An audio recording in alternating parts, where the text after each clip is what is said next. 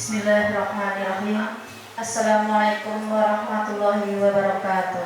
Waalaikumsalam warahmatullahi wabarakatuh.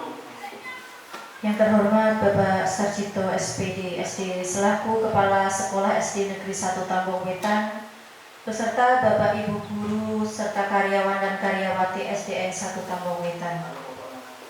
Alhamdulillahirrabbilalamin. Wassalatu wassalamu ala asrofil anbiya'i wa mursalin Nabiina wa habibina Muhammadin wa ala alihi wa sahbihi ajma'in wa man tabi'ahum binsanin illa yaumidin amma ba'du.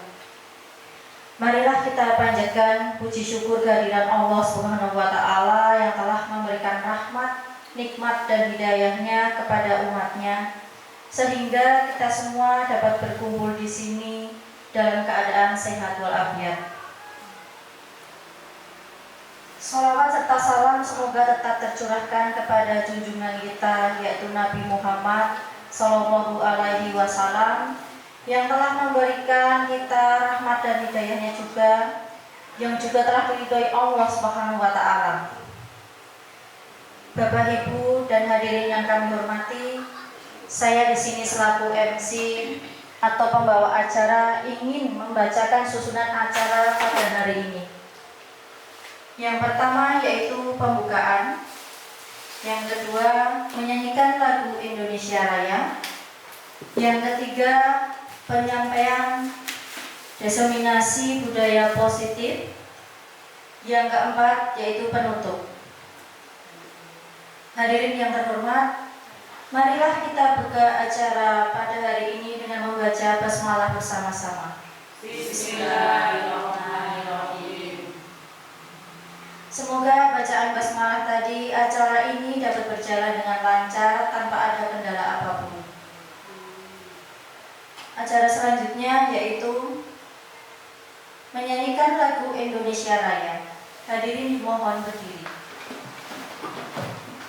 Kepada Ibu Nuning Rezeki dimohon untuk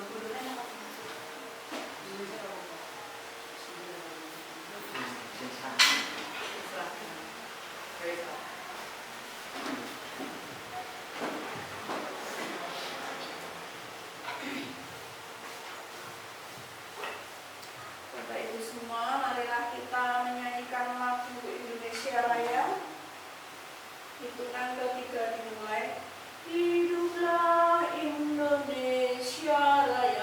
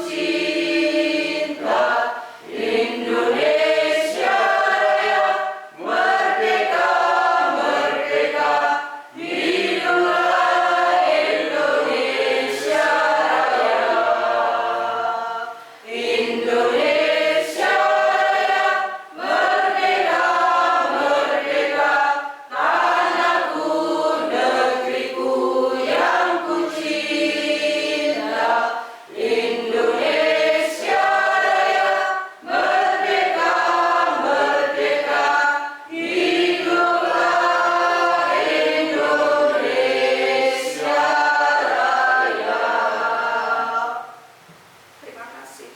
Terima kasih, hadirin dimohon duduk kembali. Acara selanjutnya yaitu sambutan oleh Kepala Sekolah SD Negeri 1 Tambon Wetan yang akan diwakili oleh Ibu Kartika Budiarti SPD. Kepada Ibu Kartika Budiarti SPD, waktu dan tempat kami persilakan.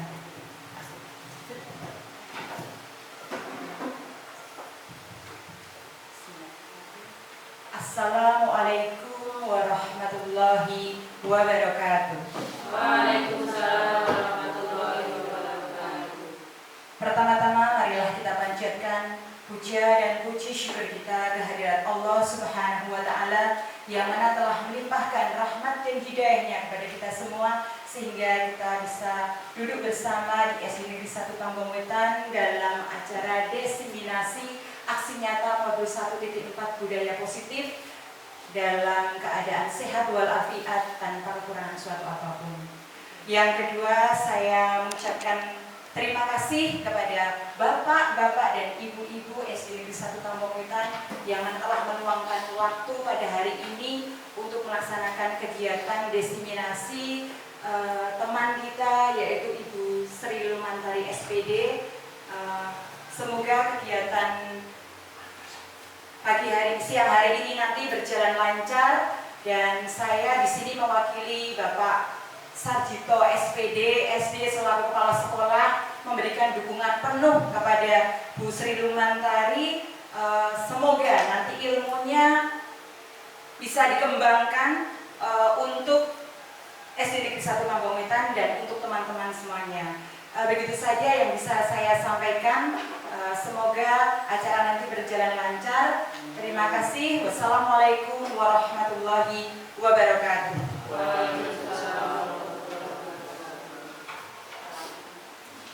Terima kasih sambutan dari Ibu Kartika Budiarti selaku perwakilan dari Kepala Sekolah SD Negeri 1 Tambon Wetan. Acara selanjutnya yaitu penyampaian diseminasi budaya positif dengan judul menyebarkan pemahaman dan penerapan pengalaman yang akan disampaikan oleh Ibu Sri Lumantari SPD. Kepada Ibu Sri Lumantari SPD, waktu dan tempat kami persilakan. Assalamualaikum warahmatullahi wabarakatuh. Waalaikumsalam. Terima kasih untuk Bu Kartika selaku mewakili Bapak Kepala Sekolah dan terima kasih Bapak Ibu Guru yang hebat sudah memberikan waktu untuk mendengarkan budaya positif hari ini. Langsung saja ya. Di sini saya akan mau menyampaikan diseminasi aksi nyata modul 1.4 tentang budaya positif, menyebarkan pemahaman dan penerapan pengalaman.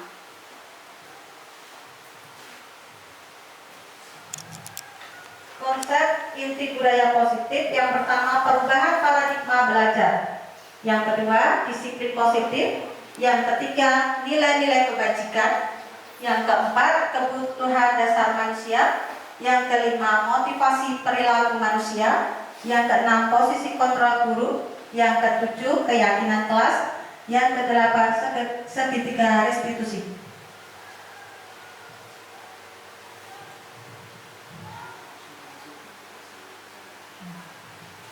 Pembelajaran dengan paradigma baru. Pembelajaran dengan paradigma baru merupakan pembelajaran yang dirancang berdasarkan prinsip pembelajaran berdiferensiasi sehingga para peserta didik belajar sesuai kebutuhannya berdasarkan tahap perkembangan sesuai teori psikologi modern untuk mewujudkan profil pelajar Pancasila. Di sini untuk setiap sekolah pasti sudah mengamalkan profil pelajar Pancasila ya.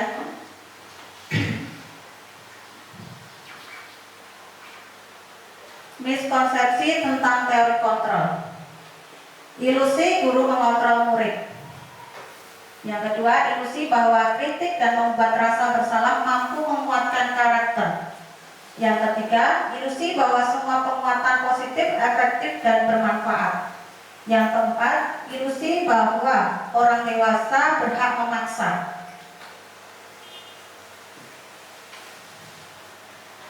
Mengubah paradigma stimulus respon ke pendekatan teori kontrol.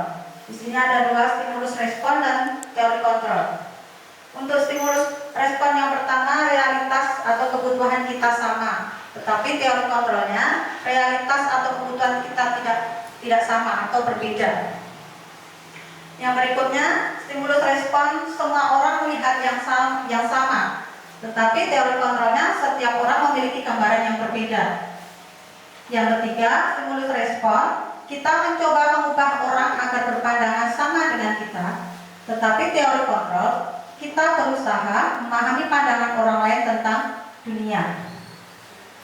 Stimulus respon berikutnya, perilaku buruk dilihat sebagai suatu kesalahan. Teori kontrol, semua perilaku memiliki tujuan.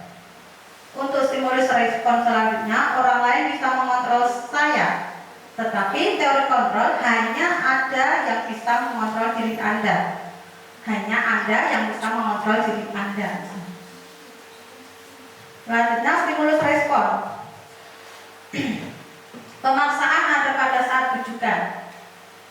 Bujukan itu bujukan yang gagal. Jadi pemaksaan ada pada saat bujukan gagal. Teori kontrolnya kolaborasi dan konsensus menciptakan pilihan-pilihan baru.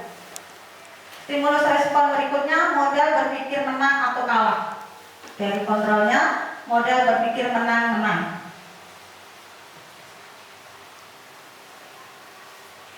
Bapak Ibu guru, adakah yang tahu disiplin positif? Mungkin Mbak Bu Novi ya.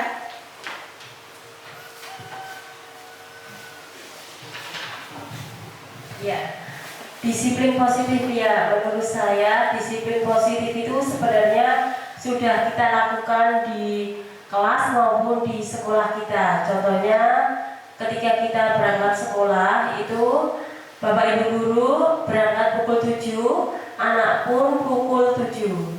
Selanjutnya contoh yang lain yaitu ketika istirahat pun kita harus tepat waktu sesuai dengan jadwalnya. Di lingkungan kelas misalnya, di dalam kelas sebelum kita awal pembelajaran baru biasanya gitu kita membuat kesepakatan kelas dan tata tertib kelas. Nah, di dalam tata tertib kelas itu siswa harus mentaati tata tertib kelas yang sudah disepakati, dan juga siswa juga harus tepat waktu dalam mengumpulkan tugas. Selanjutnya, dan kegiatan ekstra mungkin ada jadwalnya pun kita harus tepat waktu datang sesuai dengan jadwalnya.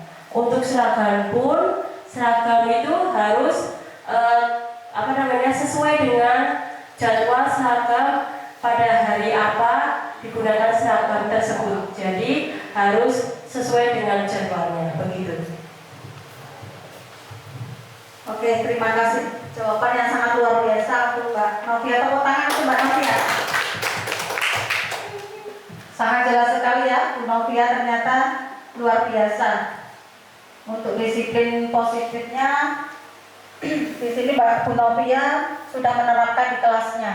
Kemungkinan ada kelas yang lain, ada tambahan dari Bu Kartika mungkin disiplin positif apa lagi? Tidak. Oke, lanjut.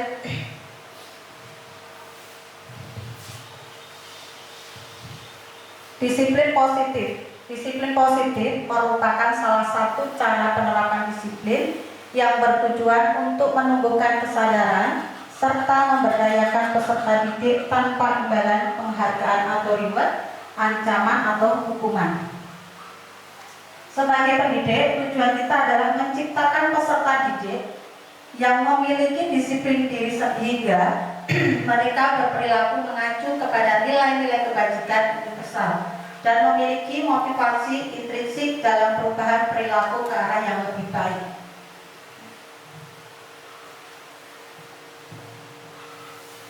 Menurut Ki Hajar Dewantoro, di mana ada kemerdekaan, disitulah harus ada disiplin yang kuat. Sungguh pun disiplin itu bersifat self-disiplin, yaitu kita sendiri yang menyajikan kita dengan sekeras-kerasnya. Tetapi itu sama saja. Sebab jika kita tidak bisa melakukan self-disiplin, wajiblah penguasa lain mendisiplinkan diri kita, dan peraturan demikian itulah harus ada di dalam suasana yang merdeka. Syarat utama menciptakan murid yang merdeka harus ada disiplin yang kuat. Yang dimaksud adalah disiplin diri. Jadi kalau disiplin itu dimulai dari diri sendiri dulu. Jika kita tidak memilikinya, maka kita memerlukan pihak lain untuk mendisiplinkan kita. Disiplin dari dalam diri ini yang disebut motivasi internal, dan disiplin karena paksaan dari orang lain yang disebut motivasi eksternal. Nah, disiplin kalau mulai dari diri kita itu timbullah dari rasa kita sendiri. Tetapi kalau dari paksaan itu kita hanya mencari muka. Misal di sekolah sini datangnya lebih awal, itu seakan-akan tidak dari diri kita sendiri, tapi hanya karena kekemuh, rasa canggung sama kepala sekolah seperti itu. Tetapi kalau sudah timbul dari jiwa kita sendiri, disiplin dimulai dari diri kita sendiri itu sudah menjadi tanggung jawab kita sebagai peserta didik. Mendidik peserta didik menjadi yang lebih baik, untuk seorang guru itu menjadi model, menjadi contoh utama. Jadi seorang guru itu kalau siswanya pengen disiplin dan tepat waktu untuk berangkat sekolah, jadi guru juga harus tepat waktu juga. Kalau bisa kan 6:30 sampai di sekolahan. Jadi anak-anak juga sudah ada di sekolah sebelum jam 7 semua sudah masuk. Seperti itu. Tapi kalau yang namanya cuma cari muka hanya di waktu-waktu tertentu saja. Kalau ada Pak Kepala Sekolah, kalau nggak ada ya molor.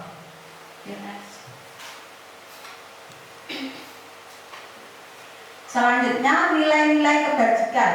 Nilai yang disepakati bersama, lepas dari suku, bangsa, agama, bahasa, maupun latar belakangnya.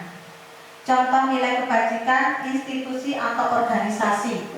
Di sini ada 3: profil pelajar Pancasila, IPO Primary Years atau program PYP, keterampilan hidup life skill,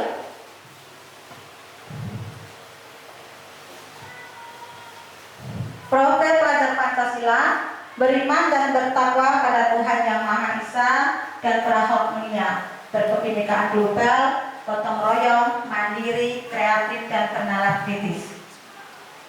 Sedangkan PYP, toleransi, rasa hormat, integritas, mandiri, menghargai, antusias, empati, keingintahuan, kreativitas, kerjasama, percaya diri, dan komitmen.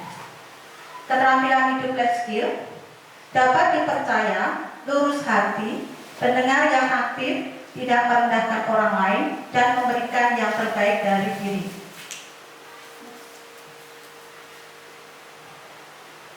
Yang berikutnya, 5 kebutuhan dasar manusia bertahan hidup. Bertahan hidup mulai dari makan, pakaian, tempat tinggal, keamanan, dan kesehatan. Kasih sayang dan rasa terima. Rasa diterima, dipedulikan, berbagi, kerjasama, menjadi bagian dalam kelompok. Yang berikutnya, penguasaan. Harga diri, keinginan untuk dianggap, memimpin, berprestasi, yang diakui dan didengar. Untuk kebebasan, mandiri, memiliki pilihan, mencoba hal baru, mampu mengendalikan arah dirinya.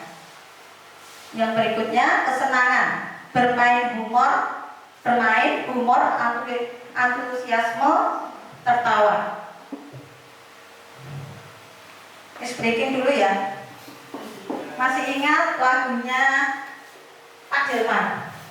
Masih ingat? Yuk berdiri semua, Nah, nanti pakai kodenya itu Pak Nawal ya. Pada hari Minggu ku turut ayah ke kota. Jadi bapak dan ibu mengikuti gerakannya. Nah, pada hari Minggu ku turut ayah ke kota. Bisa tidak? Fokus ya. Tapi ya sambil nyanyi. Kalau cuma senyum-senyum nanti aku ya nyanyi sendiri. Wah, nanti videonya jangan gini-gini. Biasanya kalau orangnya nggak konek ya videonya gini-gini ya. Harusnya yang fokus. Tangan kanan tidak bisa tangan dua-duanya. Kalau nggak hafal dibaca. Bisa ya? Bisa ya. kalian pada capek ya, Bapak Ibu. Oke ya, oke yuk, 1, 2, 3. Pada hari Minggu ku turut ayah ke kota, naik delman istimewa, ku duduk di muka, ku duduk samping Pak Kusir yang sedang bekerja, mengendarai kuda supaya baik jalannya. Tuk tik tak tik, tuk tik tak tik, tuk tik tak tik, tuk. Tuk tik tak tik, tuk tik tak tik, tuk sedang kuda. Alhamdulillah. Oh, dulu katanya pusing mikirnya. Mikir tangannya. Mikir ke tangannya kiwelan ya. Maunya begini malah mubeng-mubeng. Muter-muter ya. Lanjut ke motivasi perilaku manusia. Yang pertama, untuk menghindari ketidaknyamanan atau hukuman untuk masuk motivasi exit. Yang kedua, untuk mendapatkan imbalan atau penghargaan dari orang lain. Itu juga masuk exit. Yang ketiga, untuk menjadi orang yang mereka inginkan dan menghargai diri sendiri dengan nilai-nilai yang mereka percaya. Motivasi intrinsik. Di sini ada hukuman, konsekuensi, restitusi. Hukuman itu tidak terencana atau tiba-tiba. Murid tidak tahu apa yang akan terjadi atau tidak dilibatkan. Berikutnya bersifat satu arah. Berikutnya berupa hukuman fisik atau psikis. Konsekuensinya terancam atau disepakati sesuai peraturan, murid tetap dibuat tidak nyaman, sikap guru selalu memonitor murid. Restitusi, proses menciptakan kondisi bagi murid untuk memperbaiki kesalahan. Proses kolaboratif yang mengajarkan murid untuk mencari solusi sendiri. Selanjutnya, Pak.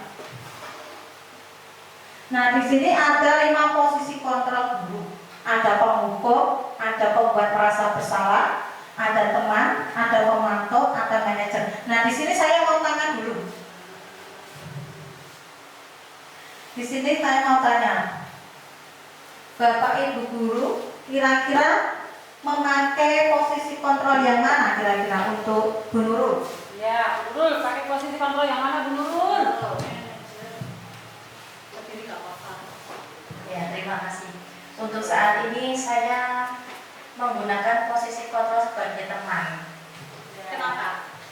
Karena saya lebih mendekatkan anak itu seperti teman dulu, biar anak itu nyaman dulu dengan kita. Nah, setelah itu barulah kita bisa mendisiplinkan anak-anak tersebut. Luar biasa sekali Bu Nurul ya. Oke, untuk Bu Nurul memakai posisi kontrol teman, karena teman itu dia seakan-akan Bu Nurul itu mengakrabkan dulu sama siswa. Jadi dia menganggap seperti temannya sendiri. Mungkin ada yang lain untuk Bu Nunik ambil posisi apa kira-kira ya untuk kelas 2? Tadi kan kelas 4, kelas atas, sekarang kelas 2. Coba Ibu. Ini biasanya kakak-kakak. Kalau saya saat ini memilih pemantau, karena untuk saya itu sering mengecek bagaimana anak di rumah, misalnya dengan bertanya sama orang tuanya.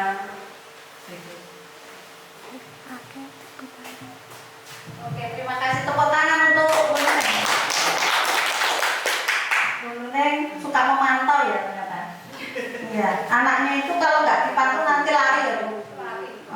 Biasanya kalau anak itu biasanya mengerjakan PR, tiba-tiba tidak mengerjakan PR, jadi Bu Nuneng perlu memantau ya. Kenapa ya? Mungkin Bu Nuneng lebih mengkhawatirkan kalau si anak itu nanti di rumah tidak belajar ya. Ya. Untuk yang berikutnya mungkin kelas 5, monggo buka ya panjenengan ikut yang mana ini? Oh, Bu Novia. Oke. Ya, terima kasih atas waktunya ya. Di sini saya sebagai wali kelas 5 ya. 5 posisi kontrol guru yang saya gunakan itu sebenarnya tergantung kondisi anaknya, tergantung kan kita karakter anaknya kan berbeda-beda. Jadi kita gunakan penghukum ketika anak itu memang perlu sesuatu gertakan atau memang anaknya itu memang hiperaktif. Nah, untuk membuat merasa bersalah biasanya ini lebih cenderung ke anak yang lebih kalem kalau menurut saya.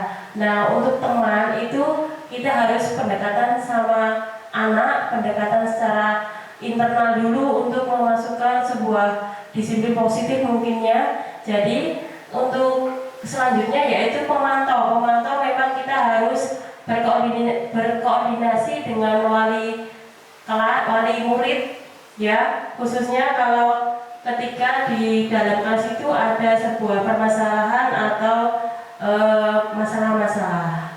Nah, untuk manajer, di sini saya berusaha untuk memakai posisi manajer. Nah, di sini posisi manajer itu perlu keterampilan khusus dari bertahap dari proses posisi kontrol guru tadi. Terima kasih. Tepuk tangan buat Bu Novi, ini luar biasa sekali. Ternyata Bu Novi memakai 5 posisi kontrolnya untuk membuat merasa bersalah. Tetapi sekarang Bu Novi sudah berusaha menerapkan menjadi manajer. Keren ya. Kita Pak Bu Novi patut dicontoh. Tepuk tangan sekali lagi untuk Bu Novi. Ya, bagus semua untuk jawaban dari Bapak Ibu, Ibu semua deh.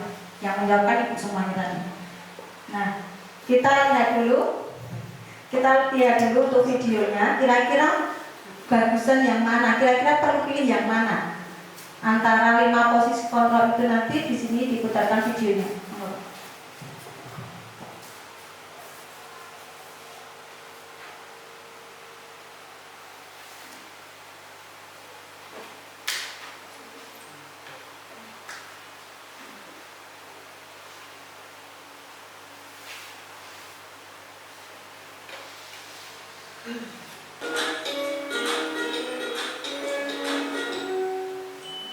Salam bahagia Ibu dan Bapak Guru hebat. Dalam penerapan disiplin positif restitusi, salah satu program yang dikembangkan adalah 5 posisi kontrol. 5 posisi kontrol dalam restitusi adalah proses perjalanan seorang pendidik agar dapat mengenali dirinya. Pada video kali ini, kita akan membahas tentang 5 posisi kontrol yang dikembangkan oleh Diane Gosson dan contoh penerapannya.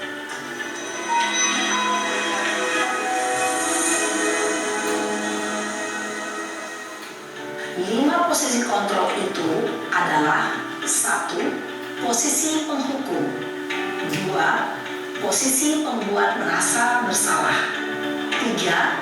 Posisi teman, 4. Posisi pemantau atau monitor, dan 5. Posisi manajer. Untuk lebih memahami kelima posisi tersebut, mari kita saksikan kasus Naren yang terlambat hadir 20 menit di sekolah dan melihat bagaimana kelima posisi kontrol dalam menghadapi masalah tersebut.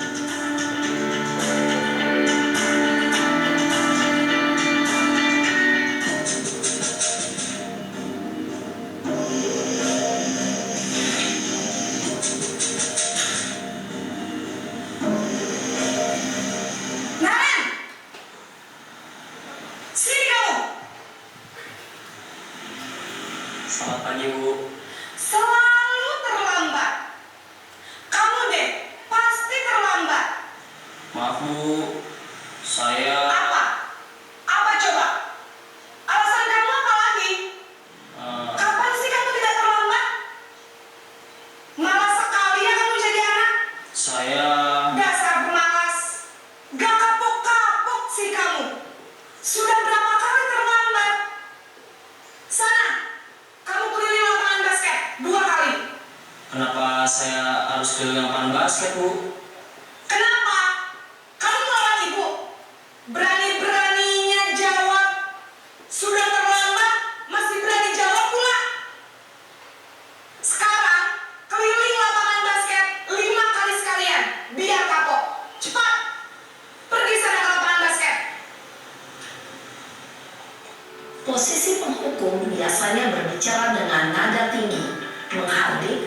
menunjuk-nunjuk, menyakiti, dan menyindir. Hukuman bisa berupa fisik maupun psikis. Ibu dan bapak guru hebat. Dampak yang terjadi pada murid ketika guru berada pada posisi penghukum adalah murid cenderung akan memberontak, bahkan menyimpan dendam.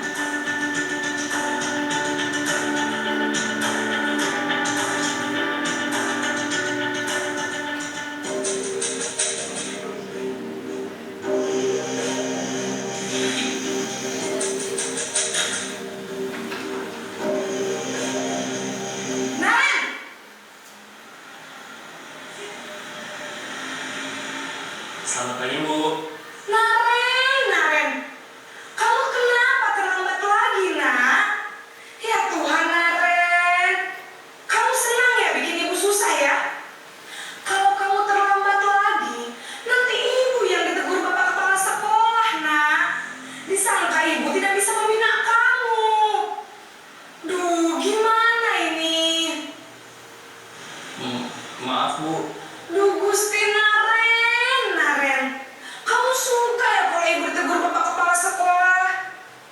Terus, sekarang ibu harus tulis apa ini di buku absen? Ini kamu sudah sering terlambat loh. Ibu harus apa coba? Maaf, Bu. Maaf sekali. Ya sudah, lain kali jangan bikin ibu susah lagi ya, nak ya. Ibu tidak akan kuat lagi kalau kamu begini terus. Bisa jantungan kalau ibu ditegur bapak kepala sekolah. Sana cepat ke kelas. Maaf ya, Bu. Maaf sekali. Posisi pembuat rasa bersalah berbicara dengan nada tenang, cenderung lembut. Namun kata-kata yang diutarakan membuat murid merasa menjadi orang yang gagal, memandang buruk dirinya sendiri, merasa tidak berharga, dan tidak sanggup membahagiakan orang lain. Ketika guru mengambil posisi pembuat rasa bersalah, murid akan menganggap dirinya yang bersalah dan ia akan menyimpan emosi negatif tersebut di dalam dirinya.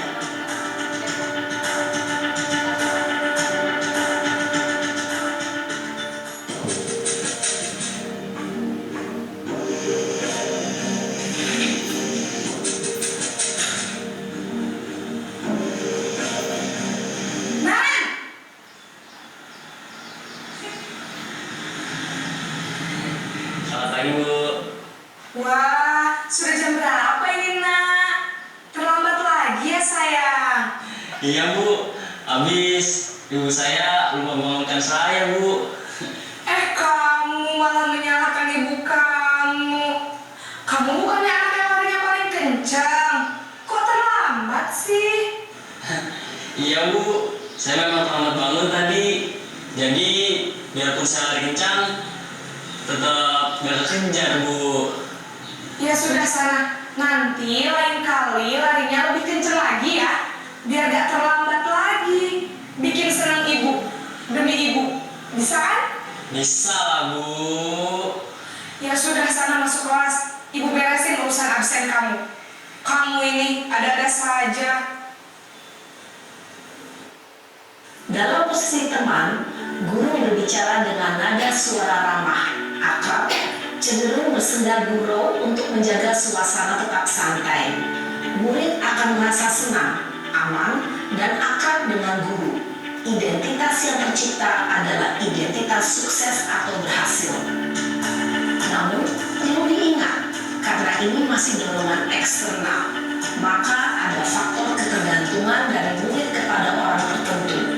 Di sini, guru absennya, sehingga di lain waktu, murid bisa berperilaku baik, namun hanya kepada orang-orang tertentu saja.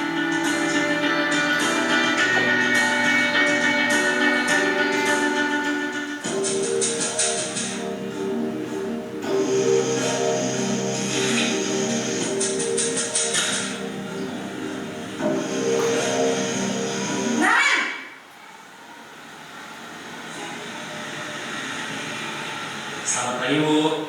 Naren, apa peraturan sekolah kita tentang jam berapa kita harus masuk sekolah, nak?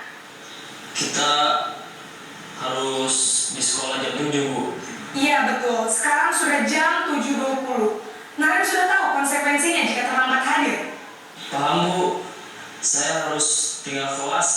atas jam istirahat selama 20 menit. Iya benar, konsekuensinya demikian. Jadi nanti jam 9.30 pas istirahat, kamu harus tinggal di kelas, kerjakan tugas tambahan untuk ketertinggalan kamu, ya? Baik, Bu. Posisi pemantau mengandalkan penghitungan atau data untuk mengontrol murid. Guru mengarahkan murid berdasarkan peraturan dan konsekuensi. Seorang pemantau menunjukkan bahasa tubuh dan ekspresi wajah yang datar dan cenderung formal.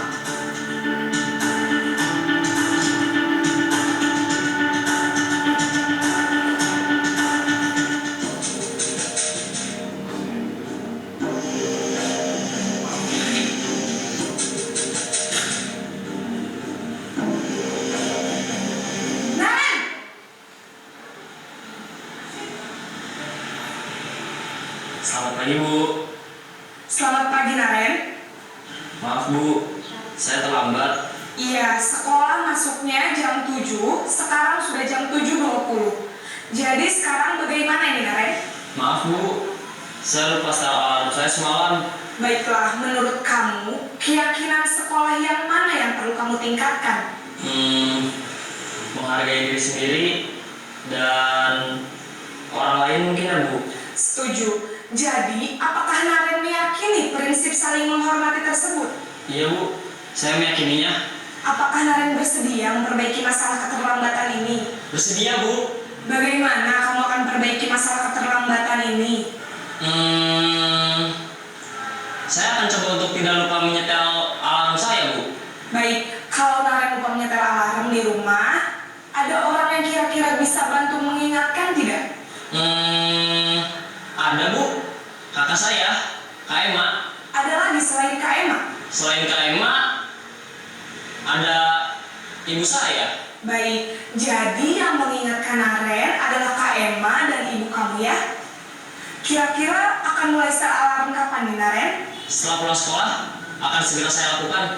Baik, jadi Naren akan setel alarm untuk bangun besok pagi dan akan diingatkan oleh kakak dan ibunda Naren ya. Ada lagi yang mungkin perlu dilakukan, Naren, agar tidak terlambat bangun lagi? Tidak ada, Bu. Baik, Naren, terima kasih untuk kerjasama kamu. Sekarang kamu perlu kembali ke kelas untuk belajar. Baik, Bu. Terima kasih. Posisi manajer adalah posisi kontrol yang disarankan untuk membimbing murid memiliki sikap disiplin yang positif, yaitu murid yang mandiri, bertanggung jawab, dan dapat memecahkan masalah. Tujuan dari posisi ini adalah agar murid dapat berefleksi atas tindakannya. Guru akan dengan tulus memberikan pertanyaan-pertanyaan bermakna, sehingga membuat murid dapat belajar dari kesalahannya dan mencari sebuah solusi untuk menyelesaikannya. Ibu dan Bapak guru hebat, setelah mengamati adegan kelima posisi kontrol tadi, kira-kira posisi mana yang paling ideal? Posisi mana yang dapat menunjang motivasi intrinsik murid? Ya, tentu posisi manajer. Posisi ini memang posisi ideal dan ingin dituju setiap pendidik. Pada posisi inilah, guru dapat menerapkan disiplin positif yang berpihak pada murid, yang memerdekakan murid. Perjalanan seorang pendidik tentunya tidak mudah untuk sampai pada posisi seorang manajer. Namun, tujuan kita pasti, yaitu menciptakan murid-murid yang mandiri, merdeka, dan bertanggung jawab. Semoga penggambaran 5 posisi kontrol yang telah diperlihatkan ini dapat menjadi ajang refleksi bagi kita semua, agar dapat terus mengasah dan menerapkan disiplin positif yang memerdekakan murid. Mari terus berlatih dan bersemangat. Selamat menerapkan. Salam dan bahagia, Ibu dan Bapak Guru hebat.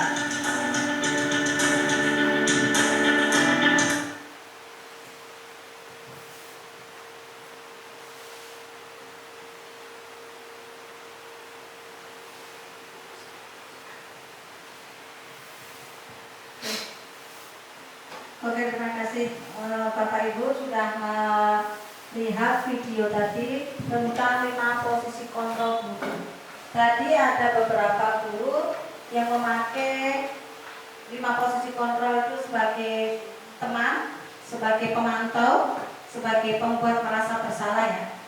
Jadi di sini tadi menggambarkan videonya tadi tentang yang lebih baik yang untuk diterapkan di sekolah itu kira-kira apa yang bagus, Bapak Ibu? Posisi apa? Manajer. Iya, posisi manajer. Posisi manajer itu yang lebih baik. Jadi yang kemarin pakai posisi pembuat merasa bersalah, teman dan pemantau, sekarang kita mulai terapkan untuk memakai yang manajer. Oke, selanjutnya materi berikutnya. Nah. Selanjutnya pembentukan keyakinan kelas. Bu Tari saya yakin sekali kalau di sekolah sini kelas 1 sampai kelas 6 pasti sudah membuat keyakinan kelas. Kira-kira benar apa tidak Ibu? Semua sudah membuat? Sudah. Nah, keyakinan kelas apa yang diterapkan di kelasnya Bu Wiwin? Kira-kira kalau kelas 1? Ya, kelas 1 saya ambil kemarin keyakinan kelas dan kesepakatan di kelas 1 itu tidak boleh makan di dalam kelas. Apabila makan di dalam kelas, nanti istirahatnya belakangan.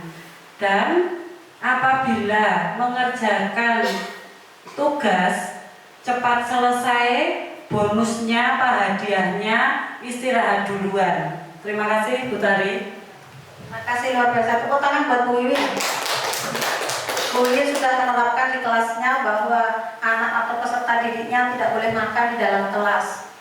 Nah, untuk pembuatan keyakinan kelas, yang pertama itu bersifat abstrak, yang kedua berupa pernyataan universal, yang ketiga dibuat dalam pernyataan positif, yang keempat sedikit saja agar mudah diingat. Jadi anak-anak biar lebih mudah mengingat, tulisan itu nggak sampai panjang lebar. Berikutnya sesuai dengan kondisi kelas dan sekolah sehingga mudah diterapkan. Jadi melihat kondisi dan keadaan kelasnya masing-masing. Yang terakhir, semua warga sekolah atau warga kelas dilibatkan saat membuat keyakinan kelas. Gitu ya, lanjut Pak. Restitusi merupakan proses kolaboratif yang mengajarkan murid untuk mencari solusi masalah dan membantu murid berpikir tentang orang seperti apa yang mereka inginkan dan bagaimana mereka harus memperlakukan orang lain.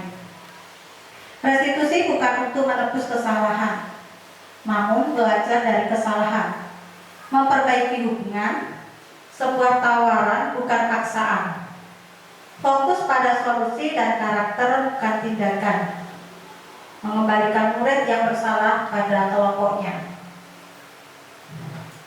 Di sini ada segitiga restitusi, suatu proses dialog yang dijalankan oleh guru agar dapat menghasilkan murid yang mandiri dan bertanggung jawab. Yang pertama, segitiga restitusi itu menstabilkan identitas. Yang kedua, validasi tindakan yang salah. Yang ketiga, menanyakan keyakinan. Berikutnya, untuk menstabilkan identitas, berdasarkan prinsip membuat kesalahan adalah bagian dari proses pembelajaran. Berbuat salah itu wajar. Tidak ada manusia yang sempurna. Ibu dan atau bapak juga pernah melakukan itu. Ibu atau bapak tidak mau mencari siapa yang salah, tapi ibu atau bapak ingin mencari solusi dari permasalahan ini. Kamu berhak merasa begitu. Validasi tindakan yang salah berdasarkan prinsip setiap perilaku berupa memenuhi suatu kebutuhan tertentu. Yang pertama, kamu pasti punya alasan mengapa melakukan hal itu. Yang kedua, padahal kamu bisa melakukan yang lebih buruk dari dia.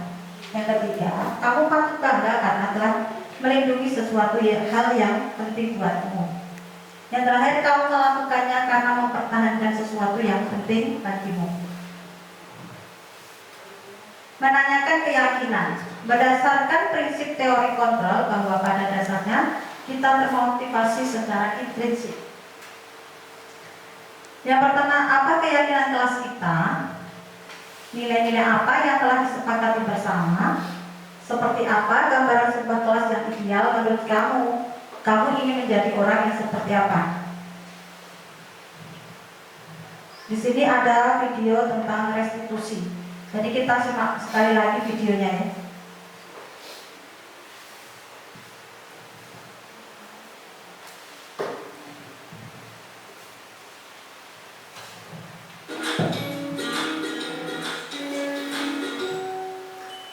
Salam dan bahagia Ibu dan Bapak guru hebat. Pada video kali ini kita akan membahas tentang salah satu program disiplin positif yang diterapkan di lingkungan sekolah yang dikenal dengan nama restitusi.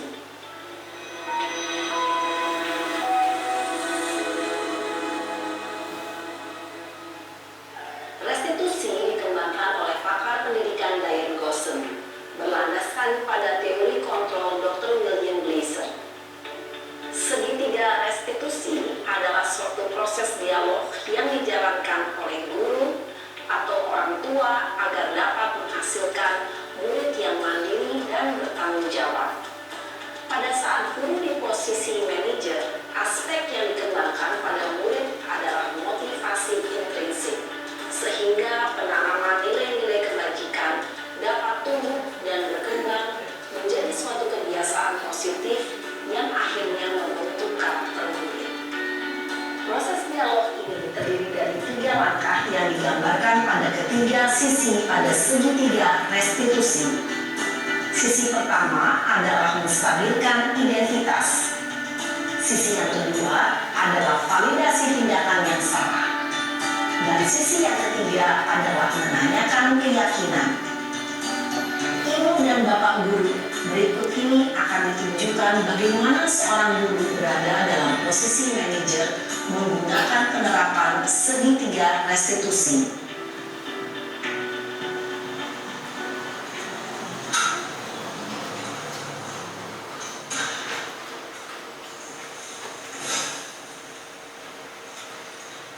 Siang Sarah. Siang Pak. Sudah lama nggak ketemu Sarah? Kenapa hari ini ada di sini? Kesel Pak, kesel banget.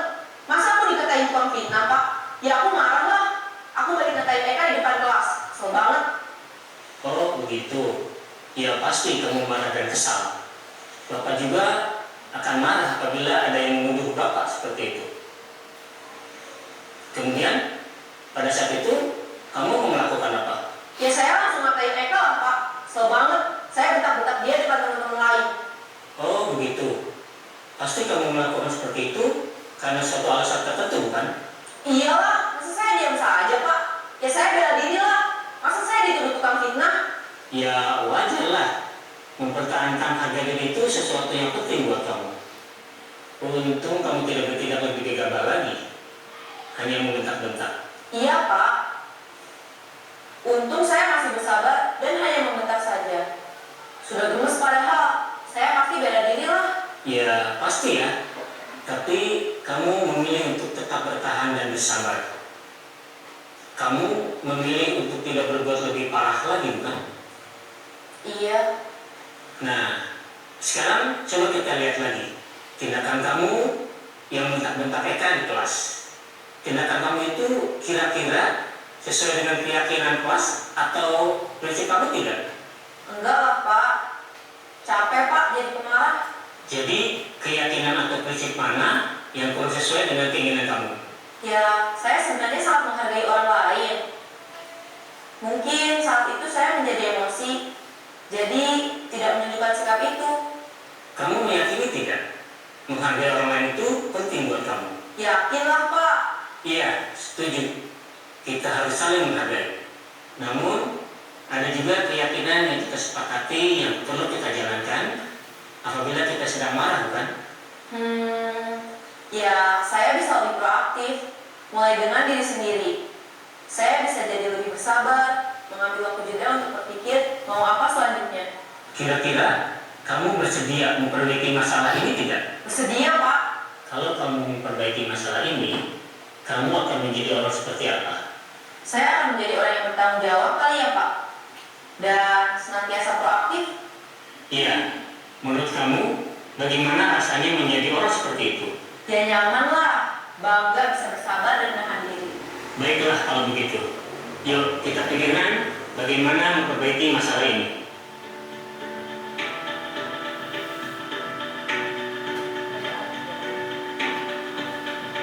Ibu dan Bapak guru hebat, baru saja kita menyaksikan contoh bagaimana seorang guru berada dalam posisi manajer menggunakan penerapan segitiga restitusi. Mari kita bahas satu persatu.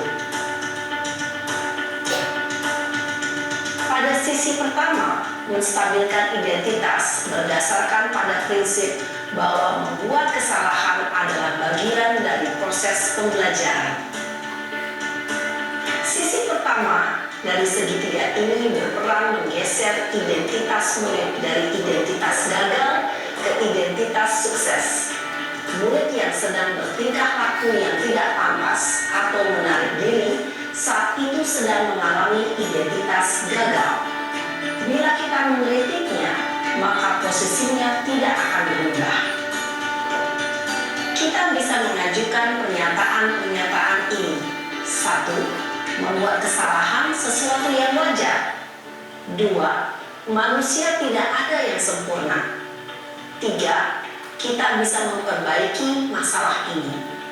4. Saya tidak menanyakan kesalahannya. Saya lebih fokus bagaimana memperbaiki masalah ini. 5. Apakah saat ini kamu tengah menjadi orang yang baik untuk dirimu sendiri? Pada sisi kedua, validasi tindakan yang salah berlandaskan pada prinsip bahwa setiap perilaku berupaya memenuhi suatu kebutuhan tertentu. Guru yang telah memahami teori kontrol akan bergeser dari pemikiran stimulus respon menjadi proaktif dan mencoba untuk mengenali tujuan dari perilaku murid, mengenali dan mengakui kebutuhan murid ini dapat memperbaiki hubungan dengan murid tersebut. Pernyataan atau pertanyaan bisa disampaikan dengan nada suara tidak menghakimi atau memojokkan, sehingga dapat mengembalikan murid pada posisi positif. 1. Kamu bisa saja bertindak lebih gegabah lagi dari ini. 2. Kamu bukan melakukannya tanpa suatu alasan tertentu. 3. Kamu melakukannya karena mempertahankan sesuatu yang penting bagimu. 4. Mungkin kamu bisa mempelajari suatu perilaku baru yang lebih efektif. Bersediakah kamu mempelajarinya? Selanjutnya, kita akan simak sisi terakhir, yaitu menanyakan keyakinan. Teori kontrol menyatakan bahwa pada dasarnya kita termotivasi secara intrinsik. Pada saat perilaku yang salah telah divalidasi dan identitas sukses telah stabil, maka murid telah siap mengaitkan keyakinan-keyakinannya dengan tindakannya yang salah dan pemikirannya telah bergeser ingin menjadi orang yang dituju. Pertanyaan-pertanyaan ini dapat mengaitkan keyakinan-keyakinan yang dianut murid. 1. Sebagai keluarga atau kelas, apa yang kita yakini? 2. Nilai-nilai apa yang telah kita sepakati? 3. Seperti apa gambaran sebuah kelas yang ideal bagi kamu? 4. Kamu ingin menjadi orang seperti apa?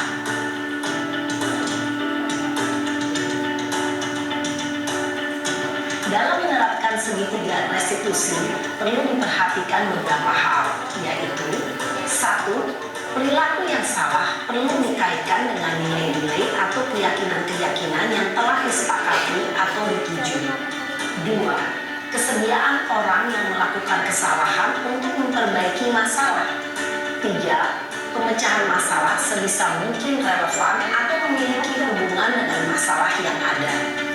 4. Usaha. Perlu adanya suatu usaha perbaikan dari pihak yang berbuat kesalahan.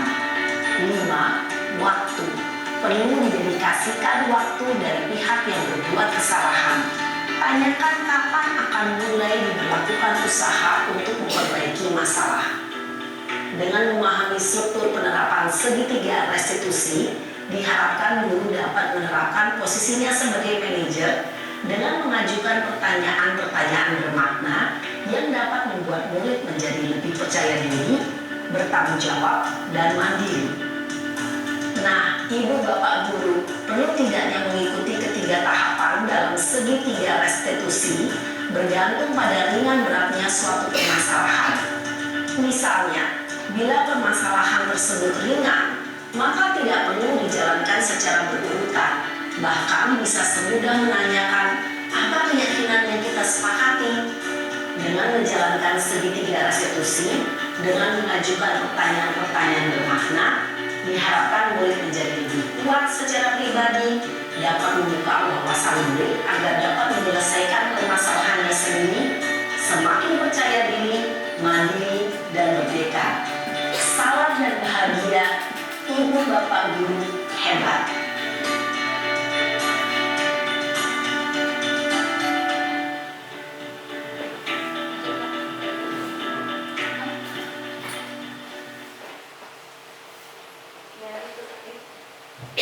Ya, itu tadi sebuah restitusi dan ini sudah diterapkan. Kita tonton sebentar ya.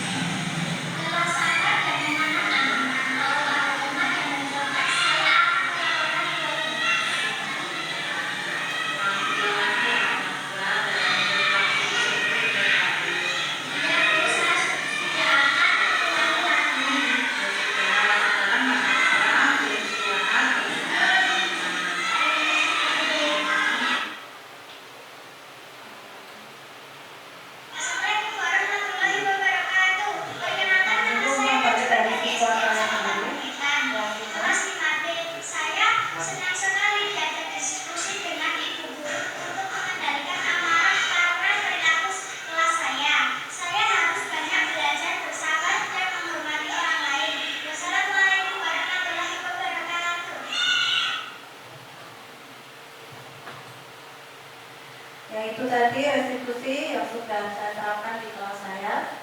Dan sekarang masuk berikutnya, dalam penerapan disiplin positif, hendaknya kita sebagai guru menjadi model perilaku dengan memberikan contoh agar ditiru murid dan guru juga mampu merefleksi dirinya dalam posisi kontrol mana saat ini. Bagaimana perjalanan dirinya sebagai among atau manajer yang menuntun murid-muridnya menjadi insan yang berakhlak mulia, mandiri, merdeka, dan bertanggung jawab. Jadi dulu sebelum saya ikut CGP ini, tahunnya itu kita menuntut anak, bukan menuntut. Ternyata di CGP itu kita itu tidak boleh menuntut anak, kita harus menuntut anak menjadi yang lebih baik. Sekian presentasi kali ini. Jika ada pertanyaan mohon diajukan, jika ada perasaan mohon diungkapkan. Jangan sampai kelupaan karena jika kehilangan yang tersisa hanyalah kenangan. Terima kasih. Wassalamualaikum warahmatullahi wabarakatuh.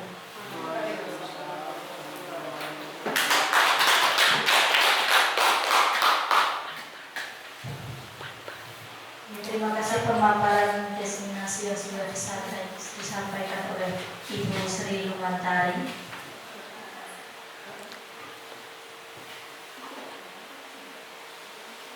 Untuk acara selanjutnya yaitu penutup. Hadirin sekalian, tibalah kita di penghujung acara. Oleh karena itu, marilah kita tutup acara ini dengan bacaan hamdalah bersama-sama.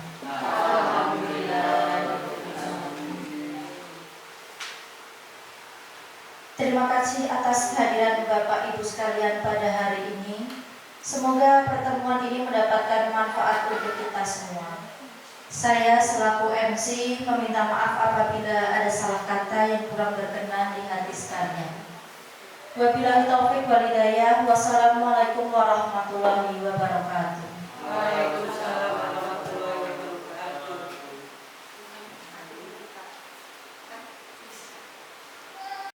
Assalamualaikum warahmatullahi wabarakatuh.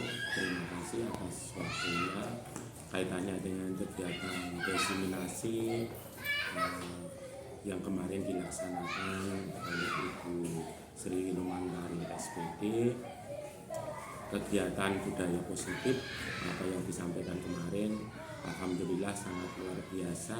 Mudah-mudahan nanti kedepannya bisa untuk diterapkan, terutama di SD Negeri 1 Tambongwetan, karena budaya positif ini sangat sesuai dengan kurikulum Merdeka yang diterapkan di SD Negeri 1 Tambongwetan.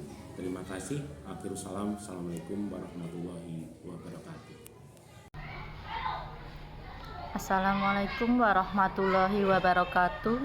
Perkenalkan, nama saya Nurul Hidayati, guru kelas 4. Menurut saya untuk pemahaman diseminasi budaya positif yang kemarin disampaikan oleh Bu Sri Lumantari sangat bagus, karena membuat kita itu sadar akan pentingnya menerapkan budaya positif untuk anak didik kita supaya mereka lebih tertata lagi dan lebih disiplin lagi. Terima kasih. Wassalamualaikum warahmatullahi wabarakatuh.